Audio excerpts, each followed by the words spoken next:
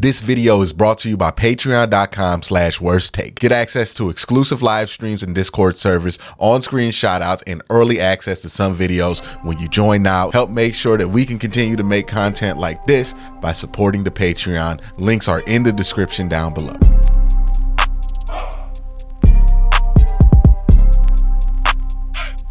Now that we have the Amari Cooper situation handled, and the Browns have come to an agreement, Amari Cooper's going to show at the camp. You want to know more about the implications of that deal and more about that deal specifically, go ahead and check the video I made about that yesterday. It's on the channel. Make sure you subscribe, notify, so you don't miss anything. Camp's coming around. Football season's coming close, so you know the videos are going to keep coming.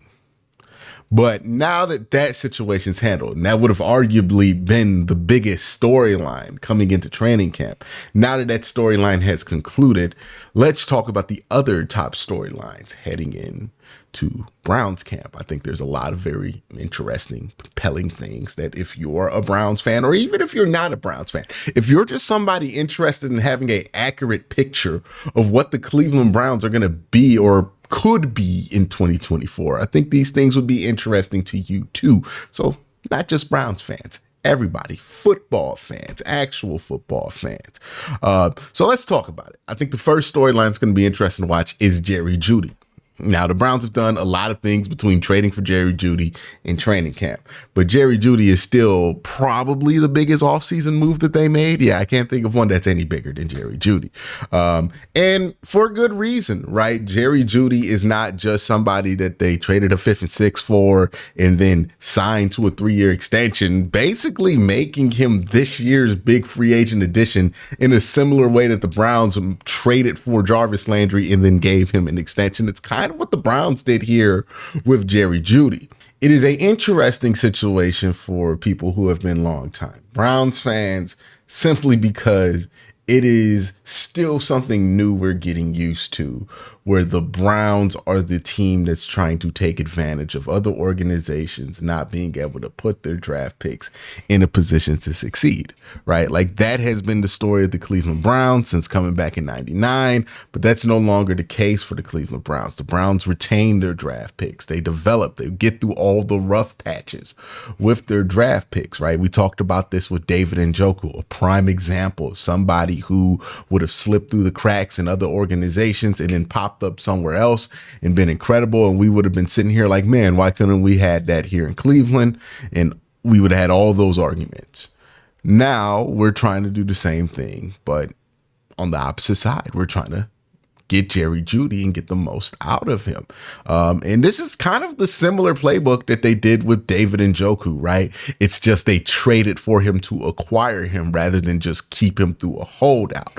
But with David Njoku, they extended him and gave him a contract before anybody thought that he had earned a contract, to show faith in him, and to show that they're going to utilize him better than they have in the past. And with Jerry Jeudy, they traded for him and gave him an extension to kind of do that same thing. And what do we want to see with Jerry Jeudy in camp? We want to see the connection with Deshaun Watson. Obviously, the on-the-field stuff is going to be very important, right?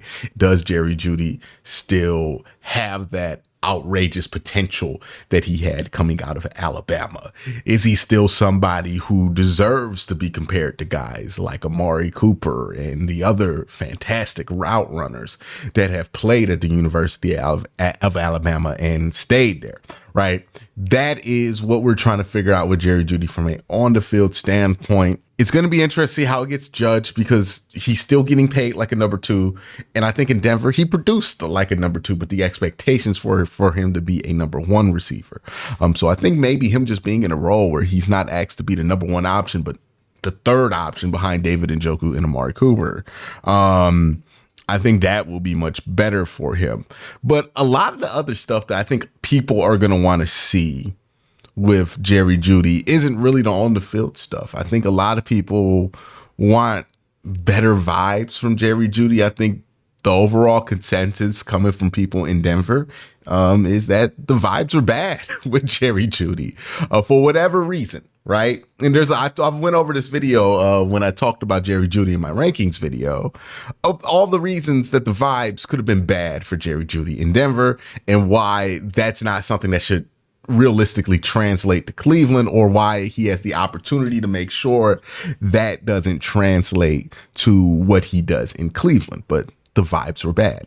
He has a clean slate now, so he has an opportunity to change the vibes. Are the vibes better with Jerry Jeudy? And usually I don't like to focus on this because it's not really the most football oriented thing, but I'm not talking about what he does off the field. I'm talking about just his general vibe as a teammate. Like, does he add to the culture that the Cleveland Browns are building? Is he somebody that the teammates genuinely like to be? Does he seem like somebody who is enjoying going to work? Because that, I think, was one of the most major issues for Jerry Jeudy in Denver.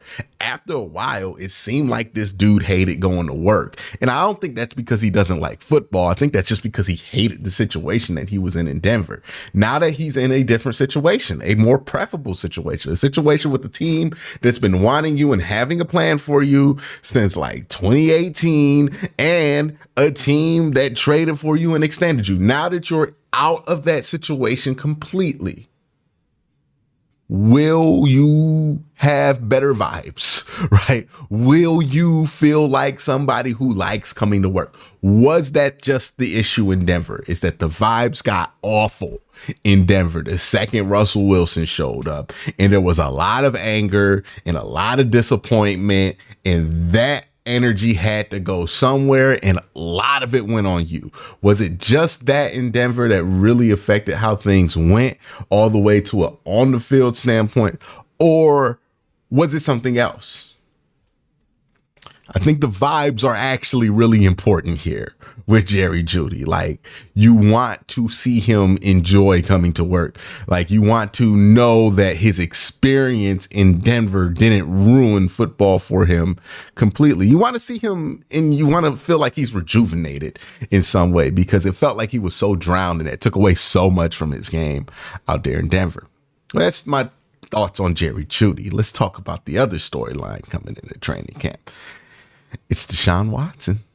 And it's Deshaun Watson because it's now or never for Deshaun Watson, right? We see this shoulder injury. He looks like he's back from it pretty much 100%. It's not even really a concern anymore. It's now or never for Deshaun Watson. Now, look, wherever you stand on Deshaun Watson, whether you think that it's already a failure or you think that we need to wait longer, which I'm on that side of thinking we need to wait longer. We need more information with Deshaun Watson. And I think that's a reasonable take. I don't even think that's a pro Deshaun Watson take. I think that's a pretty center line take to take on this whole thing. But the conversation about this whole thing has gotten so wicked that sometimes gets viewed as like a pro Deshaun Watson thing. But the truth is, to anybody who's willing to be objective about it, is that Deshaun Watson has experienced, and some of this is his own doing, the weirdest 2 years a football player could have. So he gets suspended for 11 games, comes back to play 6 games in a new offense with a new team, new teammates, after not playing for 2 years. He looks like a quarterback going through all of those things in those 6 games. There were some high moments, there were some low moments, but he overall looked like a dude who was going through all those things that we described. Then he comes back in 2023, and look, during camp, during mini camp, during training camp, all I could hear from people around the situation is, hey, he looks great. Him and Elijah Moore are connecting great. He's going to be great. He's going to be good this year. And then game 1 starts. It was a rain game. There was that weird period where Deshaun Watson could not play in a good weather home game to save his life for whatever reason. But he gets that weird rain game. But it was pretty encouraging, that first game versus Cincinnati, given what the circumstances were for that game. He has a horrible game against Pittsburgh on Monday Night Football, which everybody sees. You also get the Nick Chubb injury that happens in that game. And then, right when it feels like the darkest of clouds are hanging over Deshaun Watson right now, then he has this great game, fantastic game versus the Tennessee Titans. Not only is it's the first home game he plays in where like it's sunny, like bright, it's a beautiful day out. That literally had not, like, go look at the weather reports for all the home games that Deshaun Watson had played in Cleveland up until that point. He had literally not had that in any of the other home games. It was like bad weather every home game going back from 2022. This is a beautiful day. It's super sunny. It feels like, okay, we finally got out this dark cloud of Deshaun Watson's bad luck coming off of this whole situation, and things are going to be all right. And then he comes out and he's hurt. And it's a very weird situation with that throwing shoulder injury. He comes back versus Indy. He's clearly not ready. He gets pulled. He comes back again, and he plays well versus Arizona. And he plays really well in the last half of that Baltimore game. And again, we feel like that dark cloud has left us and that we could finally enjoy good quarterback play from Deshaun Watson. And then we find out that he hurt that shoulder that he hurt earlier that year again, and he's out for the year. I can't imagine a weirder 4 years for a football player to have. That being said, this is it, dog. Like, either you get a weird year this year with Deshaun Watson and you just chalk it up to, all right, it's weird, it's bad luck, it's bad juju, I'm done. Right? Like, that is what it is. If you get another funky, weird year from Deshaun Watson, even if he doesn't play that much for whatever reason, it's just, you can't rely on it. Like, it's obvious you can't. It's been 4 years. But also, it could just be that he has a healthy year. He plays well. And we kind of forget how weird these last couple of years have been. Both roads are on the table for Deshaun Watson. Look, I thought he played much better than the stats indicated in 2023. But, like, is it going to be weird again this year? Are we going to get another weird year for weird reasons from Deshaun Watson? Or is he just going to play football and we're going to get, like, normal good year from him? That's really what it is. And it's now or never, because, like, you can ask people to go through 2 years of this. You can't ask people to go through 3 years of this and then still be optimistic on the other side. So this is it. And, like, the truth is, for Deshaun Watson, he's admitted himself, they thought last year they had a championship quality team if he stays healthy. And I tend to agree with that assessment.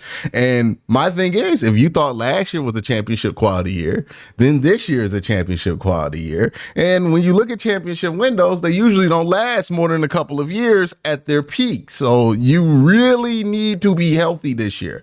This is a once in a lifetime opportunity for Deshaun Watson, right? He's only going to be under 30, but so long. Same thing with Myles Garrett. Same thing with Nick Chubb. Same thing with Denzel Ward. And you have this one opportunity where these guys are all under 30 and you're surrounded with a great roster. This is the opportunity for this particular core of this team, and that opportunity requires Deshaun Watson to be healthy. Now, if he's not healthy, if Jameis Winston has to play a lot, depending on when Deshaun Watson gets back, they'll be fine, right? But if Deshaun Watson cannot play in the playoffs again this year, then that's where the Browns run into issues. Or if it becomes apparent that Deshaun Watson is nowhere near close to being the guy that he was in Houston, well, then that's also another concern. But again, I'm fairly encouraged by what I saw in 2023. Not sold, but encouraged, right? I thought he was fairly clutch in a lot of moments. I thought his fourth quarter work was his best work of the season, and that's very encouraging. Again, I need more to be sold on Deshaun Watson going forward, but I am encouraged, which goes into another thing that kind of ties into Deshaun Watson. The Browns have a new offense. Again, feels like the last 3 years, we've been talking about the Browns having a new offense. You trade for Deshaun Watson, we're going to have a new offense, right? And then we run that offense, and it was new-ish, but it wasn't enough. Then 2023, we're going to have a new offense, right? And to be fair to whatever it was that Alex Van Pelt and Kevin Stefanski cooked up, we never really got to see it. Like, we saw 5 games of it. But even in those 5 games, we all admit that there were some things that felt like weren't being utilized fully. It was a better version of what they tried to do in 2022, in 2023, but it still didn't feel like it was all the way where it needed to be. Which brings me to this new version where the Browns went full head and not just replaced the offensive coordinator, replaced the quarterback's coach, replaced the tight ends coach. Like, they brought in a lot of new dudes this year. They seem to have gone full measure on this new offense thing, which is interesting because they have changed the offense 3 years. Look, I've been covering this team for what now, 6 years? And for the last 3 years, we've been talking about, hey, how's this offense going to look different going into training camp? Now we get to see it with a new offensive coordinator. And I am inclined to believe, with all the changes that they've made on offense, with Ken Dorsey in there, that we're going to see these changes a bit more strongly than we've seen the other changes. Still going to have Kevin Stefanski's influence. That isn't going anywhere. But it should be a new philosophy, and it should be something that Deshaun Watson is more comfortable with, which is also why I'm not going to give the same length of excuse for Deshaun Watson that it's going to be a new offense for him, because this should be a new offense. But it's an offense that he should be the most familiar with or the most comfortable with going into the season. It's not like he's being asked to make a ton of adjustments. The offense is adjusting around him. So I expect Deshaun Watson to be able to pick this up and excel in it because, again, it's year 3. Time is now for Deshaun Watson. Also, this third time we done changed his damn offense around. It's got to work this time, right? Like, it's a new offense. We did the full measure, right? They did a quarter measure one year and then a quarter measure another year, and it added up to a half measure. And if you ever watch Breaking Bad, you know what people feel about half measures. Now you did the full measure. You got the new offensive coordinator. Let's see what it is. Browns' new linebackers, right? Outside of JOK, we really don't know much about this group of linebackers. Like Jordan Hicks, maybe some of us are familiar with Jordan Hicks, some of the more hardcore fans, but I think a lot of Browns fans don't know who Jordan Hicks is. Maybe you know Devin Bush, but it's not good things that you know about Devin Bush. Who's going to step up in this linebacker room? I think there's a lot of room for a lot of flexibility with this room because I think all those spots are open there. Another storyline going into this year, and I think my last storyline I'm going to say going into this year for Browns fans to watch, the offensive line. This offensive line is something to watch because, one, I think that some key players on it have gotten worse since 2020. I know a lot of people point out Jed Wills, but I think Jed Wills' deterioration has been at a much slower pace than Wyatt Teller's. I think Wyatt Teller has drastically jumped in the negative direction from where he was in 2020. Now, he had more room to fall. Jed Wills was pretty good in 2020, and he has fallen to good, right? Like, that's where he's fallen. And when I say good, I mean it with that exact pronunciation. He's good.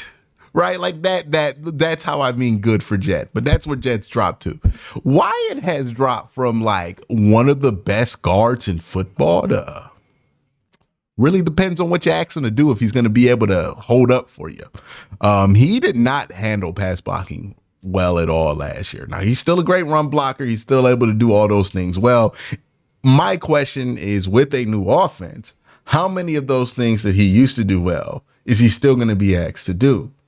And is Wyatt Teller somebody who excelled because they were developed properly or because they were put in a better spot for their skills? Because his offense is changing. The offensive line is changing. The Browns have a new offensive line coach as well. And he's a good coach. I think Andy Dickerson is a good coach. I like the hire when they did it. But my question with Wyatt specifically is, hey, is Andy Dickerson and how this offensive line is going to be ran, is that something that Wyatt's going to be good at? I have more concerns than I have affirmations at this point about that. Same thing with Joel, even though it's not the same level, right? Joel, I think, is going to be fine. He's played in enough different systems in his 10-year career with the Cleveland Browns that he will be fine with whatever they throw at him. Joel is well versed in everything. Same thing with a guy like Ethan Posick, who has been a journeyman as well. With Jed, I have concerns about him being in an offense that potentially asks him to be on an island a little bit more, right? And that's my general concern with Wyatt Teller, is him being on an island. DeJuan, I don't have any real concerns there, but Wyatt, Joel, man, I do have concerns about that. The Browns don't have a third tight end, and I think that's for a reason. They're not going to run a lot of 13 or 12 personnel. They're going to be in 11 a lot. Which means that this offensive line is going to be on the island more. And if you look at how Deshaun Watson plays, when Deshaun Watson is playing the style that he likes to play, right? It's very similar to Joe Burrow. And one thing with Joe Burrow that I always mention is that his style of play makes it so his offensive lines are always going to look bad. And that's my concern with Deshaun Watson, right? The style of play that Deshaun has, is that going to be something that's going to compromise the offensive line? And the offensive line, I think, slowly but surely has deteriorated quite a bit from its 2020 form, that I think people are going to be pretty disappointed when they look at it, the offensive line, and think of it as the 2020 Browns offensive line. And they're not likely to get 2020 level results from this unit. Now, ultimately, it's a very talented group, right? It's still Jed Wills. It's still Joe Bitonio. It's still Wyatt Teller. It's still Ethan Posick. It's still DeJuan Jones. They could figure this out. Maybe the changes Andy Dickerson makes them better. There's a good chance that happens. But I have to also keep an eye out for the opposite happening. And that's one thing I'm concerned about. I think this offensive line, it can go either way this season. And I think that's really something we ought to pay attention to as much as we can for the Cleveland Browns coming into training camp. But that's my thoughts. Let me know what you think in the comment section down below. Y'all have a great day. Have an even better night. Peace.